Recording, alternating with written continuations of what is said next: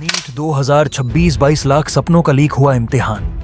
कल्पना करो, एक बच्चा पूरे साल अपने छोटे से कमरे में बंद होकर पढ़ता रहा। उसकी मां ने गहने गिरवी रख दिए, उसके पिता ने कर्ज लेकर कोचिंग की फीस भरी, घर में त्योहार बंद हो गए, रिश्तेदारों की शादियां छूट गई, मोबाइल दूर हो गया, दोस्त दूर हो गए, बस एक सपना बचा, डॉक्टर बनने का सपना। फिर 3 मई 2026 को वह बच्चा परीक्षा देकर बाहर निकला। चेहरे पर थकान थी, लेकिन आंखों में उम्मीद थी। उसे लगा अब उसकी मेहनत का फैसला होगा। लेकिन कुछ ही दिनों बाद खबर आई कि वही परीक्षा शक के घेरे में है। कहा गया कि पेपर लीक हुआ और फिर 12 मई को पूरी परीक्षा रद्द होने की खबर ने लाखों बच्चों का भरोसा तोड़ दिया। यह कहानी सिर्फ नीट 2026 की नहीं है। यह कहानी है उस सिस्टम की जहां हर साल ईमानदार बच्चा सबसे पहले सजा भुगतता है। और सबसे बड़ा सवाल यही है, अगर मेहनत करने वाला बच्चा भी सुरक्षित नहीं है तो फिर इस देश में सुरक्षित कौन है? 3 मई 2026 की सुबह भारत के लाखों घरों में सिर्फ एक परीक्षा नहीं थी। उस सुबह कई घरों में उम्मीद थी, कई घरों में डर था और कई घरों में वह खामोशी थी जो सिर्फ बड़े फैसलों से पहले आती है। किसी कमरे में एक बच्चा आखिरी बार जीव विज्ञान के चित्र देख रहा था। किसी मेज पर रसायन विज्ञान की मोटी किताब खुली पड़ी थी। किसी मां ने अपने बच्चे के माथे पर हाथ रखा और बिना कुछ कहे दुआ कर दी। किसी पिता ने बाइक की चाबी उठाई और एडमिट कार्ड को फिर से चेक किया। उस कागज पर सिर्फ रोल नंबर नहीं था, उस पर एक पूरे परिवार की उम्मीद लिखी थी। नीट यूजी कोई आम परीक्षा नहीं है। यह उन लाखों बच्चों का रास्ता है जो डॉक्टर बनने का सपना देखते हैं। इस सपने के लिए कई बच्चे अपना पूरा साल किताबों में बंद कर देते हैं। दोस्त पीछे छूट जाते हैं, त्योहार रुक जाते हैं, नींद कम हो जाती है, मोबाइल दूर हो जाता है, परिवार की हर छोटी खुशी रोक दी जाती है। मां सोचती है बेटा डॉक्टर बन जाए तो घर की हालत बदल जाएगी। पिता सोचता है बेटी सफेद कोट पहनेगी तो जिंदगी की सारी मेहनत सफल हो जाएगी। और बच्चा सोचता है बस एक सीट मिल जाए फिर सब ठीक हो जाएगा। सुबह से ही परीक्षा केंद्रों के बाहर भीड़ जमा होने लगी। बच्चे पारदर्शी बोतल हाथ में लिए खड़े थे। उनके चेहरे पर तनाव था, लेकिन आंखों में हिम्मत भी थी। कोई आखिरी बार नोट्स देख रहा था, कोई चुपचाप खड़ा था, कोई अपने माता पिता से कह रहा था कि आप चिंता मत करो। जब परीक्षा शुरू हुई तो कमरों में सन्नाटा फैल गया। घड़ी की टिक टिक भी भारी लग रही थी। प्रश्न पत्र खुला। कुछ बच्चों ने पहले जीव विज्ञान हल किया, कुछ ने रसायन विज्ञान से शुरुआत की, कुछ भौतिक विज्ञान के सवाल देखकर रुक गए, फिर खुद को संभाला, फिर आगे बढ़े। 3 घंटे से ज्यादा समय तक हर बच्चा अपनी तैयारी, याददाश्त और डर से लड़ता रहा। जब परीक्षा खत्म हुई और बच्चे बाहर निकले तो कई चेहरों पर थकान थी, कई चेहरों पर हल्की मुस्कान थी। किसी ने कहा पेपर ठीक था, किसी ने कहा थोड़ा कठिन था, किसी ने पिता से कहा इस बार उम्मीद है। किसी मां ने बच्चे की आंखें देखकर समझ लिया कि आज उसने पूरी जान लगा दी है। लेकिन उसी समय कहीं और एक दूसरी कहानी शुरू हो चुकी थी। कुछ फोन बज रहे थे, कुछ स्क्रीन पर सवाल घूम रहे थे, कुछ लोग पैसों के बदले मेहनत का रास्ता बेचने की कोशिश कर रहे थे। पहले यह सब अफवाह जैसा लगा।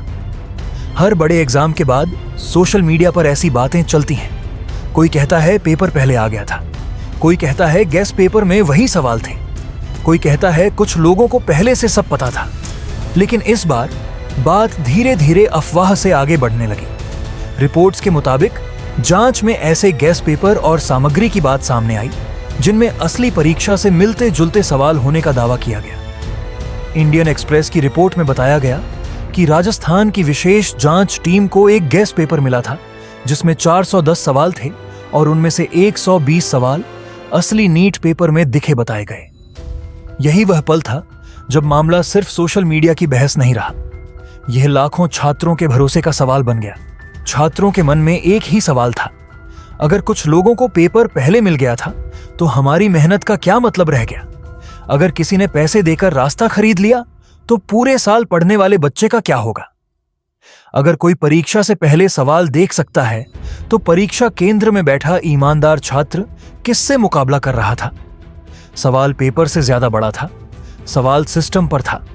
मामला बढ़ा तो नेशनल टेस्टिंग एजेंसी और सरकार पर दबाव बढ़ने लगा। 12 मई 2026 को एनटीए ने 3 मई को हुई नीट यूजी परीक्षा रद्द करने का फैसला लिया। एनटीए ने कहा कि जांच एजेंसियों से मिले इनपुट और पारदर्शिता बनाए रखने के लिए परीक्षा दोबारा कराई जाएगी और नई तारीख बाद में बताई जाएगी। उसी दिन लाखों घरों में फिर से सन्नाटा छा गया। जो बच्चे सोच रहे थे कि अब थोड़ा आराम मिलेगा, उन्हें फिर से किताबें खोलनी पड़ी।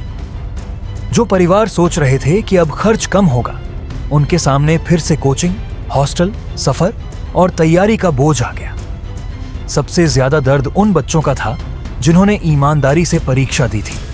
वे कह रहे थे कि गलती अगर किसी और ने की है तो सजा हमें क्यों मिल रही है। किसी बच्चे ने पूरा साल मोबाइल नहीं छुआ, किसी ने शादी में जाना छोड़ दिया, किसी ने बीमारी में भी पढ़ाई नहीं छोड़ी, और अब अचानक उसे बताया गया कि परीक्षा फिर होगी। यह सिर्फ पढ़ाई का दबाव नहीं था, यह मानसिक दबाव था, यह भरोसा टूटने का दर्द था। छात्रों को सफर, रहने और तैयारी में मदद मिलनी चाहिए। हर बच्चा दोबारा शहर में रहना अफोर्ड नहीं कर सकता। हर परिवार दोबारा फीस, हॉस्टल और टेस्ट सीरीज का खर्च नहीं उठा सकता। 7वां कदम एजेंसी की जवाबदेही होनी चाहिए। अगर परीक्षा आयोजित करने वाली संस्था की सुरक्षा में कमी साबित होती है तो सिर्फ छोटे कर्मचारियों पर कार्रवाई नहीं होनी चाहिए। ऊपर बैठे जिम्मेदार लोगों से भी जवाब मांगा जाना चाहिए। हर साल किसी न किसी परीक्षा में पेपर लीक, नकल या गड़बड़ी की खबरें आती हैं। कभी परीक्षा रद्द होती है, कभी रिजल्ट रुकता है, कभी कोर्ट केस चलता है, कभी दोबारा परीक्षा होती है। लेकिन हर बार सबसे पहले नुकसान उसी बच्चे को होता है जिसने ईमानदारी से पढ़ाई की थी। वह बच्चा न तो लीक में शामिल था, न सिस्टम की गलती का जिम्मेदार था। फिर भी उसकी नींद छिनती है, उसका भरोसा टूटता है, उसका परिवार परेशान होता है। नीट 2026 की यह घटना सिर्फ मेडिकल प्रवेश परीक्षा की कहानी नहीं है, यह देश के भरोसे की कहानी है। अगर बच्चे यह मानने लगें कि मेहनत से ज्यादा पैसे और पहचान काम आती है, तो देश का सबसे बड़ा नुकसान वहीं से शुरू होता है। डॉक्टर बनने वाला बच्चा सिर्फ अपना करियर नहीं बना रहा होता, वह आगे चलकर मरीजों की जिंदगी से जुड़ता है। अगर मेडिकल प्रवेश परीक्षा पर भरोसा टूटता है तो यह भरोसा पूरे सिस्टम पर असर डालता है। अब कैमरा फिर उसी छोटे कमरे में लौटता है। दीवार पर जीव विज्ञान के चित्र लगे हैं, मेज पर रसायन विज्ञान की किताब खुली है, एक कोने में भौतिक विज्ञान के सूत्र लिखे हैं। पंखा धीरे धीरे घूम रहा है। बाहर रात हो चुकी है, लेकिन बच्चा फिर से पढ़ रहा है। उसके हाथ में वही पेन है, सामने वही नोटबुक है, लेकिन इस बार उसकी आंखों में सिर्फ सपना नहीं है, एक सवाल भी है। क्या इस बार मेरी मेहनत सच में गिनी जाएगी? क्या इस बार कोई पैसे वाला मेरा हक नहीं छीनेगा? क्या इस बार सिस्टम ईमानदार रहेगा? दरवाजे पर उसकी मां खड़ी है। वह कुछ नहीं कहती, बस बच्चे को देखती है। पिता बाहर बैठकर खर्च का हिसाब लगा रहे हैं। घर में किसी को नहीं पता कि अगले महीने की फीस कैसे निकलेगी, लेकिन बच्चा फिर भी पढ़ रहा है, क्योंकि गरीब और मिडिल क्लास परिवारों के पास हार मानने की लग्जरी नहीं होती। उनके पास बस कोशिश होती है। यही कोशिश इस देश की असली ताकत है, और इस कोशिश को बचाना सरकार की जिम्मेदारी है। नीट 2026 की कहानी यहीं खत्म नहीं होती। यह सिर्फ एक रद्द हुई परीक्षा की कहानी नहीं है। यह सवाल है कि क्या भारत ऐसी परीक्षा व्यवस्था बना पाएगा जहां हर बच्चे को बराबर मौका मिले, जहां पेपर लीक करने वाले गिरोह टूटे, जहां कोचिंग माफिया और एजेंटों के लिए कोई जगह ना हो, जहां गरीब बच्चे को यह महसूस ना हो कि सिस्टम उसके खिलाफ है, जहां मेहनत करने वाला बच्चा परीक्षा हॉल में सिर्फ सवालों से डरे, सिस्टम से नहीं। आखिर में बात सीधी है, पेपर लीक सिर्फ एक परीक्षा नहीं चुराता, यह मेहनत चुराता है, भरोसा चुराता है, माँ बाप की कुर्बानी चुराता है, और सबसे बड़ा यह एक बच्चे के अंदर से वह विश्वास चुरा लेता है कि ईमानदारी से आगे बढ़ा जा सकता है। सरकार को अब यह साबित करना होगा कि देश के बच्चों का भविष्य सिर्फ भाषणों में जरूरी नहीं है, बल्कि सच में उसकी सुरक्षा सबसे बड़ी जिम्मेदारी है। क्योंकि रिजल्ट दोबारा आ सकता है, परीक्षा दोबारा हो सकती है, लेकिन टूटा हुआ भरोसा वापस लाना सबसे मुश्किल होता है। एक छोटे कस्बे की लड़की अपने कमरे में बैठी थी। दीवार पर मेडिकल कॉलेज की तस्वीर लगी थी। वह उस तस्वीर को देखती रही। उसे समझ नहीं आ रहा था कि रोना है या फिर से तैयारी शुरू करनी है। एक लड़का जो पहली बार नीट दे रहा था, परीक्षा देकर घर लौटना चाहता था, लेकिन अब उसे फिर से वही नोट्स, वही टेस्ट, वही डर, वही इंतजार झेलना था। जिन बच्चों ने अपनी पूरी ऊर्जा परीक्षा वाले दिन लगा दी थी, उनसे कहा गया कि अब फिर से वही लड़ाई लड़ो। जांच आगे बढ़ी तो कई राज्यों के नाम सामने आने लगे। रिपोर्ट्स में राजस्थान, महाराष्ट्र और हरियाणा तक कथित नेटवर्क फैलने की बात कही गई। टाइम्स ऑफ इंडिया की रिपोर्ट्स के मुताबिक सीबीआई ने 5 लोगों को गिरफ्तार किया और 4 लोगों को अलग अलग जगहों से हिरासत में लिया। रिपोर्ट्स में कहा गया कि पेपर कथित तौर पर हार्ड कॉपी से शुरू हुआ, फिर कुरियर, व्हाट्सएप ग्रुप और कोचिंग नेटवर्क के जरिए आगे फैलाया गया। रिपोर्ट्स में नासिक के शुभम खैरनार का नाम सामने आया। बताया गया कि वह कथित पेपर वितरण चेन में जांच के दायरे में था। टाइम्स ऑफ इंडिया की एक रिपोर्ट के मुताबिक पुणे और अहिल्यानगर से 4 लोग हिरासत में लिए गए, जिनमें 2 आयुर्वेद प्रैक्टिशनर, एक ब्यूटी पार्लर मालिक और एक इंजीनियरिंग छात्र शामिल बताए गए। उसी रिपोर्ट में कहा गया कि एक आयुर्वेद प्रैक्टिशनर को कथित तौर पर पेपर की हार्ड कॉपी मिली और फिर वह आगे भेजी गई। लेकिन यहां एक बात बहुत जरूरी है।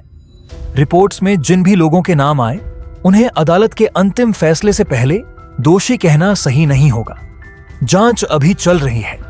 कुछ लोग आरोपी हैं, कुछ संदिग्ध हैं, कुछ लोग हिरासत में लिए गए हैं। डॉक्यूमेंट्री में हमें सच दिखाना है, लेकिन बिना साबित हुए किसी को अंतिम अपराधी बताना सही नहीं है। इसलिए यह कहानी किसी एक व्यक्ति को दोषी ठहराने की नहीं है। यह कहानी उस सिस्टम की है जिसमें इतनी बड़ी परीक्षा की सुरक्षा पर सवाल खड़े हुए। जयपुर की बिवाल फैमिली का नाम भी रिपोर्ट्स में सामने आया। टाइम्स ऑफ इंडिया की रिपोर्ट में कहा गया कि सीबीआई जांच में जयपुर के बिवाल परिवार पर गंभीर नजर है और पेपर कुरियर, व्हाट्सएप ग्रुप और कोचिंग नेटवर्क के जरिए राजस्थान, हरियाणा और महाराष्ट्र तक पहुंचने की बात जांच में सामने आई।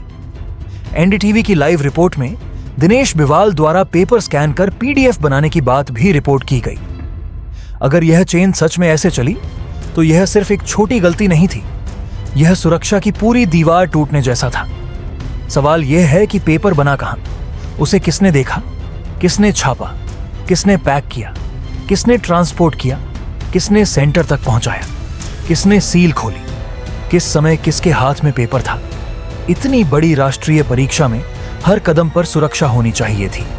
अगर बच्चों की जेब तक चेक होती है, अगर पानी की बोतल तक चेक होती है, अगर एडमिट कार्ड और फोटो तक मिलाई जाती है, तो फिर पेपर की हर कॉपी की डिजिटल निगरानी क्यों नहीं होती? यह सवाल लाखों बच्चों के दिल में था। पेपर लीक सिर्फ नकल नहीं है, यह आर्थिक अपराध भी है, यह सामाजिक अन्याय भी है, यह उन बच्चों के खिलाफ हमला है जो बिना शॉर्टकट के मेहनत करते हैं। नीट की एक सीट सिर्फ एडमिशन नहीं होती, वह एक परिवार की जिंदगी बदल सकती है। वह एक मजदूर पिता की मेहनत का फल हो सकती है। वह एक मां के गिरवी रखे गहनों की कीमत हो सकती है। वह एक छोटे कस्बे के बच्चे की पूरी दुनिया हो सकती है। और जब कोई पैसे देकर पेपर हासिल करने की कोशिश करता है, तो वह सिर्फ नियम नहीं तोड़ता, वह किसी ईमानदार बच्चे का भविष्य छीनता है। इस घटना के बाद देश भर में गुस्सा फैल गया। छात्रों ने सवाल पूछे, माता पिता ने जवाब मांगा, कई नेताओं ने भी सरकार और परीक्षा व्यवस्था पर सवाल उठाए। पंजाब के मुख्यमंत्री भगवंत मान ने इसे परीक्षा व्यवस्था की नाकामी बताया और कहा कि ऐसे लीक मेहनती छात्रों की उम्मीदों को तोड़ते हैं। तमिलनाडु के मुख्यमंत्री सी जोसेफ विजय ने नीट खत्म करने की मांग करते हुए कहा कि इस घटना ने परीक्षा प्रणाली की बड़ी खामियां दिखा दी हैं। लेकिन राजनीति से ऊपर एक बड़ा सच था। असली दर्द उन बच्चों का था जिनकी मेहनत बीच में अटक गई थी। अब सवाल यह है कि सरकार को करना क्या चाहिए। सिर्फ परीक्षा रद्द करना समाधान नहीं है। परीक्षा रद्द करना आखिरी इलाज है। असली इलाज है पेपर लीक होने से पहले रोकना। सरकार को पेपर प्रिंटिंग और ट्रांसपोर्ट की पूरी डिजिटल निगरानी करनी चाहिए। हर पेपर बॉक्स पर छेड़छाड़ से सुरक्षित सील होनी चाहिए। हर मूवमेंट पर जीपीएस निगरानी होनी चाहिए। किसने कब पेपर देखा, किसने बॉक्स छुआ, किसने सील चेक की, इसका सुरक्षित डिजिटल रिकॉर्ड होना चाहिए। दूसरा कदम, स्वतंत्र सुरक्षा ऑडिट होना चाहिए। हर बड़े नेशनल एग्जाम से पहले और बाद में बाहरी एजेंसी से सुरक्षा जांच होनी चाहिए।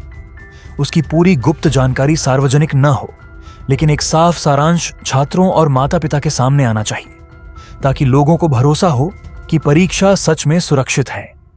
तीसरा कदम, तेज सुनवाई वाली अदालत होनी चाहिए। ऐसे मामलों में सालों तक मुकदमा नहीं चलना चाहिए। 6 महीने के अंदर चार्जशीट, सुनवाई और फैसला होना चाहिए। जब सजा देर से आती है तो डर कम हो जाता है। चौथा कदम, सख्त सजा होनी चाहिए। अगर कोई छात्र, एजेंट, कोचिंग वाला, अंदर का कर्मचारी या कोई ताकतवर व्यक्ति पेपर लीक नेटवर्क में शामिल पाया जाता है तो उसके लिए साफ और कड़ी सजा होनी चाहिए। 5वां कदम, सच बताने वाले व्यक्ति की सुरक्षा होनी चाहिए। अगर कोई अंदर से लीक की जानकारी देता है तो उसे सुरक्षा मिलनी चाहिए। कई बार लोग सच इसलिए नहीं बताते क्योंकि उन्हें डर होता है कि बड़े लोग बच जाएंगे और नुकसान उनका हो जाएगा।